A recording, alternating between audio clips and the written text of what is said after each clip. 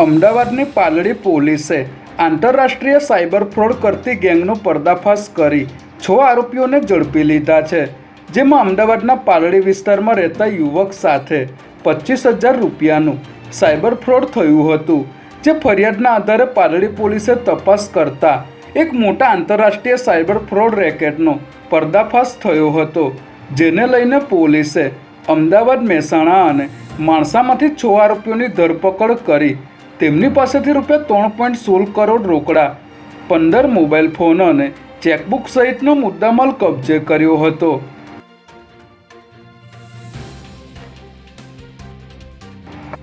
વડોદરા રેલવેના સ્ટોરરૂમમાંથી પોલીસે 38 લાખની કિંમતનો વિદેશી દારૂનો જથ્થો ઝડપી પાડ્યો છે, જેમાં એલસીબી પશ્ચિમ રેલવેની ટીમે બાતમીના આધારે વડોદરા રેલવે મેમુ કાર શેડના સ્ટોરરૂમમાં રેડની કાર્યવાહી હાથ ધરી હતી. ત્યારે પોલીસને અહીંથી અલગ અલગ બ્રાન્ડની ભારતીય બનાવટની વિદેશી દારૂની 9,143 બોટલ મળી આવી હતી. ત્યારે પોલીસે અહીંથી 38 લાખ ઉપરાંતની કિંમતનો દારૂનો જથ્થો કબજે કરી રેલવેમાં પોઇન્ટમેન તરીકે ફરજ બજાવતા રૂબિન શેખ અને આરપીએફ કોન્સ્ટેબલના પુત્ર કપિલ સિંહને વોન્ટેડ જાહેર કરી તમામની ધરપકડના ચક્રો ગતિમાન કર્યા છે.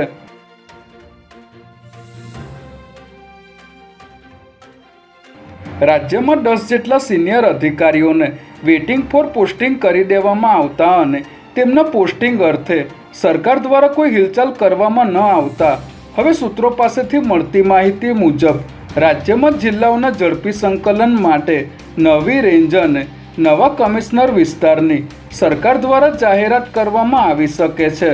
હાલ રાજ્યમાં 9 મુખ્ય પોલીસ રેન્જ કાર્યરત છે. ત્યારે હવે રાજ્યમાં નવી પોલીસ રેન્જ બનાવવાની તૈયારી સામે આવી છે, જેમાં ગાંધીનગર વિસ્તારને કમિશનર વિસ્તારમાં તથા બનાસકાંઠા કે પાટણ વિસ્તારને નવી રેન્જ તરીકે જાહેર કરવામાં આવી શકે છે.